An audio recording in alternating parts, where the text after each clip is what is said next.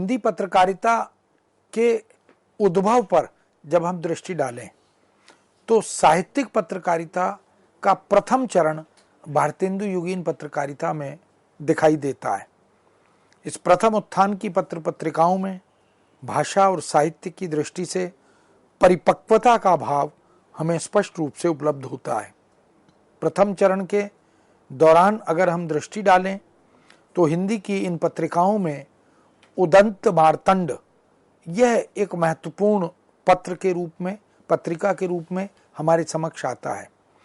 इसके संपादक जुगल किशोर थे। इस पत्र का प्रकाशन वर्ष 1829 में हुआ था। उदंत मार्तंड एक साप्ताहिक पत्र था।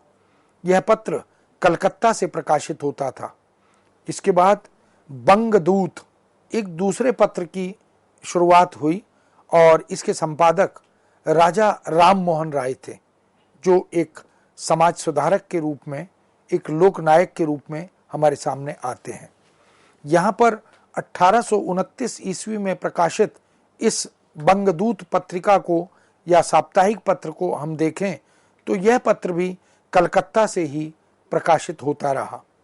बनारस अखबार नाम से एक और पत्र हमारे समक्ष आया, जिसके संपादक राजा शिव प्रसाद सितारे हिंद थे। वह पत्र 1845 में प्रकाशित हुआ। बनारस अखबार साप्ताहिक पत्र था और यह पत्र बनारस से ही प्रकाशित हो रहा था। इसके पश्चात मालवा अखबार का आगमन हुआ। मालवा अखबार के संपादक प्रेम नारायण थे। यह पत्र 1849 में प्रकाश में आया। मालवा अखबार साप्ताहिक पत्र था। यह पत्र भी काशी से प्रकाशित होने लगा था। समाचार सुधा वर्षण इस शीर्षक से एक अन्य पत्र का आगमन हुआ, जिसके संपादक यशस्वी श्याम सुंदर सेन थे। यह पत्र 1854 में प्रकाश में आया। समाचार सुधा वर्षण दैनिक समाचार पत्र बनकर आया। अभी तक हमने देखा कि पाक्षिक या साप्ताहिक पत्र थे और अब यह दैनिक समाचार पत्र के रूप में प्रकाश में आया। कलकत्ता से इसका प्रकाशन भी प्रारंभ हुआ था। भारतेंदु युगीन पत्रकारिता का दूसरा चरण यदि हम देखें तो अपेक्षाकृत शुद्ध साहित्यिक पत्र पत्रिकाओं के प्रकाशन का आरंभ इस दूसरे चरण में हमें उपलब्ध होता है। भारतेंदु हरिश्चंद्र के जीवन काल के दौरान ही हम देखें तो बहुत से पत्र पत्रिकाएं इस युग में प्रकाश में आने लगी थीं, जिनमें सर्वाधिक चर्चित और प्रसिद्ध पत्र के रूप में कवि वचन सुधा। इस कवि वचन सुधा के संपादक स्वयं भारतेंदु हरिश्चंद्र थे, जो कि न केवल नाटककार, कवि, निबंधकार, अनुवादक, पत्रकार, ये तमाम भूमिकाएं एक साथ निभा रहे थे। कवि वचन सुधा ने बहुत ख्याति अर्जित की और भारतेंदु के कुशल संपादकत्व में इस पत्रिका का संपादन हुआ। इसका प्रकाशन वर्ष 1868 ईस्वी है। कवि वचन सुधा काशी से प्रकाशित होने वाला एक महत्वपूर्ण समाचार पत्र बनकर आया।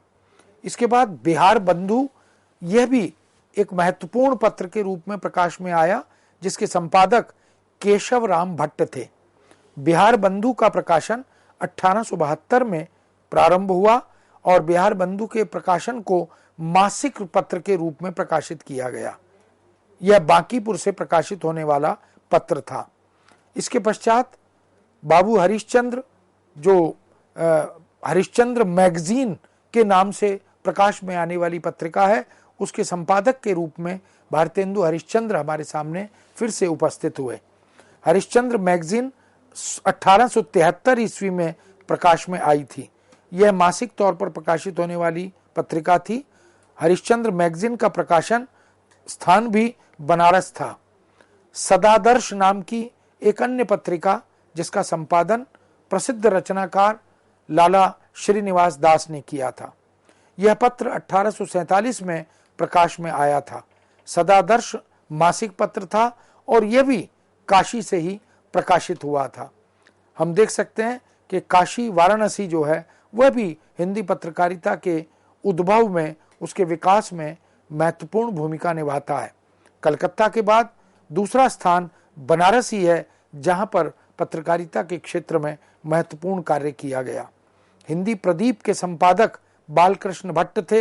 हिंदी प्रदीप का प्रकाशन 1877 में हुआ। यह भी मासिक पत्र था और हिंदी प्रदीप प्रयाग से प्रकाशित होने वाला, यानी इलाहाबाद से प्रकाशित होने वाला यह पत्र था। भारतेंदु पत्रिका के संपादक पंडित राधाचरण गोस्वामी थे। यह 1884 में प्रकाशित होने वाला पत्र था। भारतेंदु मासिक पत्र था। इसका प्रकाशन स्थान वृंदावन था। इसके बाद ब्राह्मण पत्र का प्रकाशन हुआ, जिसके संपादक प्रताप नारायण मिश्र थे। यह पत्र 1883 में प्रकाश में आया। ब्राह्मण पत्र मासिक तौर पर प्रकाशित हुआ और इसका प्रकाशन स्थान कानपुर बना। इस तरह हम देख सकते हैं कि भारतेंदु युगीन हिंदी पत्रकारिता के पहले 2 चरणों में इस बात का प्रमाण मिलता है कि उस युग के सभी रचनाकार किसी न किसी रूप में पत्रिका से, पत्र से, उसके संपादकत्व से जुड़े हुए दिखाई देते हैं।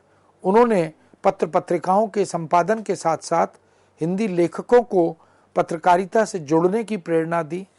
उन पत्र पत्रिकाओं में लेखन का मार्ग प्रशस्त किया।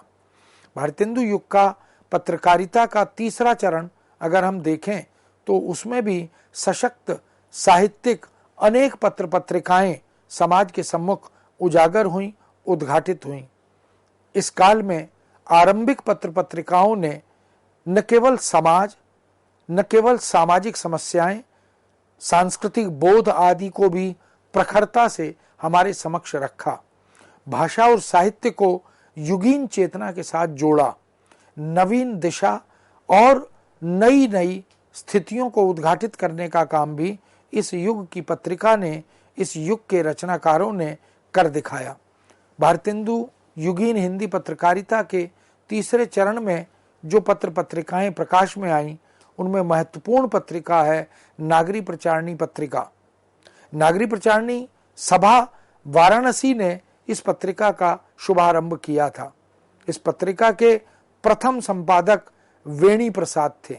यह पत्रिका 1896 में प्रकाश में आई। नागरी प्रचारणी पत्रिका त्रैमासिक तौर पर प्रकाशित होती थी। इसका प्रकाशन काशी से होता था। उपन्यास पत्रिका भी प्रकाश में आई, जिसके संपादक का दायित्व गोपाल राम गहमरी ने निभाया था। उपन्यास का प्रकाशन 1898 में माना जाता है और यह मासिक तौर पर प्रकाशित होने वाली रचना थी। उपन्यास पत्रिका का प्रकाशन स्थान भी काशी था। यही वह दौर है जो हिंदी की अत्यंत महत्वपूर्ण, चर्चित और सांस्कृतिक, सामाजिक तथा साहित्यिक अवदान में महत्वपूर्ण भूमिका निभाने वाली पत्रिका सरस्वती का आगमन होता है। सरस्वती के प्रथम संपादक चिंतामणि घोष थे। इसका प्रकाशन 1900 में हुआ था।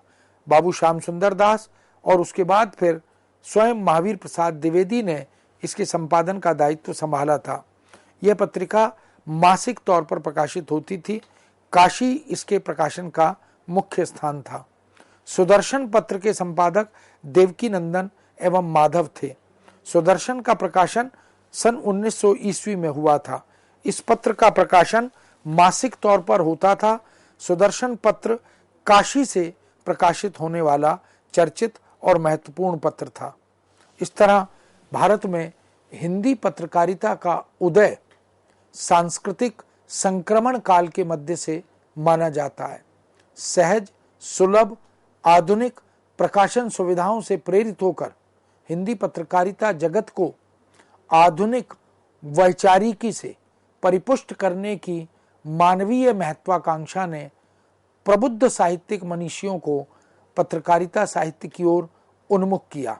यही वह समय है जब लेखकों को, समाज सुधारकों को, चिंतकों और विचारकों को, संत और दार्शनिक दृष्टि रखने वाले दार्शनिक, इन सब ने हिंदी पत्रकारिता के माध्यम से मौलिक और अनुदित रूप से अपने अपने प्रदेश से समाज को, राष्ट्र को उपकृत किया।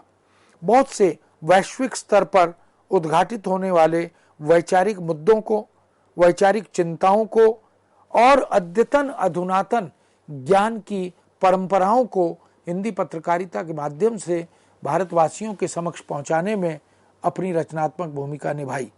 भारतेंदु हरिश्चंद्र और उनके मंडल के सदस्यों ने इस तरह के प्रयोग करते हुए बहुत महत्वपूर्ण काम किया। भारतीय स्वतंत्रता आंदोलन में उन्होंने इन पत्र पत्रिकाओं के माध्यम से न केवल जागरण का काम किया, नव जागरण को हमारे समक्ष हम उपस्थित करवाया, बल्कि भारतवासियों को हिंदी के पठन पाठन से जुड़े हुए पाठकों को एक तरह से आंदोलित किया, उनका आह्वान किया। बहुत से भारतीय जनमानस की सामाजिक भागीदारी को सुनिश्चित करने, उनकी भूमिका को इसके साथ जोड़ने की दृष्टि से भी इन पत्र पत्रिकाओं ने, इन लेखकों ने, इन संपादकों ने स्तुत्य प्रयास किया था। हम कह सकते हैं कि भारतेंदु युग हिंदी पत्रकारिता के उद्भव का एक महत्वपूर्ण युग है। भारतेंदु ने उस युग की मांग को समझा, उस युग की आवश्यकता अपेक्षा को समझा और उन्होंने ब्रजभाषा में चले आ रहे, अवधी भाषा में चले आ रहे साहित्यिक लेखन के इतिहास को एक नई दिशा की ओर उन्मुख करने के लिए खड़ी बोली हिंदी में लिखने और लिखने की प्रेरणा देने का काम किया। उन्होंने स्वयं भी, जो कि ब्रजभाषा के बहुत अच्छे प्रतिष्ठित कवि थे, बहुत सारी रचनाओं का सृजन उन्होंने ब्रजभाषा में किया। भाषा चिंतन की दृष्टि से, अनुवाद की दृष्टि से वो लगातार ब्रजभाषा में लिखते भी रहे, लेकिन उन्होंने समय की आवश्यकता को, वक्त की नब्ज को पहचाना और धीरे धीरे खड़ी बोली के माध्यम से गद्य लेखन और पत्रकारिता को विकसित करने का काम भी किया। और यही नहीं, उन्होंने अपने युग के अनेक रचनाकारों को, कवियों को, जो ब्रजभाषा, अवधी, भोजपुरी, मैथिली आदि में लिख रहे थे, उन्हें धीरे धीरे प्रोत्साहित किया कि वो खड़ी बोली में लिखना प्रारंभ करें। खड़ी बोली ही विश्व के ज्ञान को, अद्यतन अधुनातन जानकारियों को आत्मसात करने में एक सक्षम समर्थ भाषा है, इस बात का उन्होंने संकेत किया। उसी का सुपरिणाम है कि भारतेंदु मंडल के वो कवि जो केवल कविता तक सीमित थे, वो धीरे धीरे पत्रिका के संपादन से जुड़े। पत्रिका के माध्यम से उन्होंने भारत की तमाम समस्याओं, भारतीय समाज के सामने उपस्थित तमाम चुनौतियों को केंद्र में रखकर लेखन किया, संपादन किया और लेखक समुदाय को प्रेरित किया, उन्हें उन चुनौतियों से निदान पाने के रास्ते खोजने की एक तरह से चेतना पैदा की। भारतेंदु वास्तव में नवजागरण के माध्यम से अपनी अल्प आयु में, उन्होंने बहुत कम आयु प्राप्त की थी।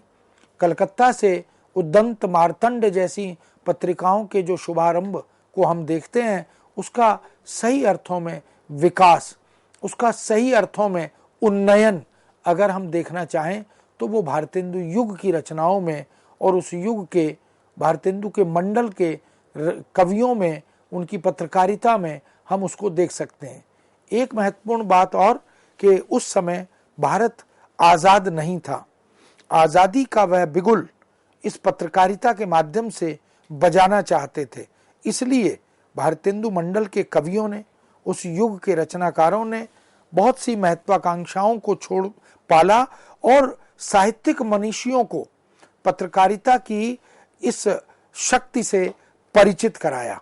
उन्होंने यह भी कहा कि हमें आधुनिक भारत का निर्माण करना है, हमें विश्व के साथ कदम से कदम मिलाकर आगे बढ़ना है, तो उन पारंपरिक विषयों को छोड़ना होगा, नए विषयों को हिंदी की पत्र पत्रिकाओं से जोड़ना होगा। एक प्रकार से जन जागरण का काम और सांस्कृतिक उन्नयन का काम हम इस युग की पत्रकारिता के माध्यम से कर सकते हैं। और भारतेंदु ने वास्तव में ऐसी अनेक प्रकार की पत्र पत्रिकाओं के प्रकाशन का मार्ग प्रशस्त किया। अपने साथ के लेखकों, रचनाकारों, अपने मंडल के कवियों को उन्होंने पत्रिका के संपादकत्व से भी जोड़ा। हालांकि उस समय मुद्रित माध्यमों की पत्रकारिता का ही बोलबाला अधिक था।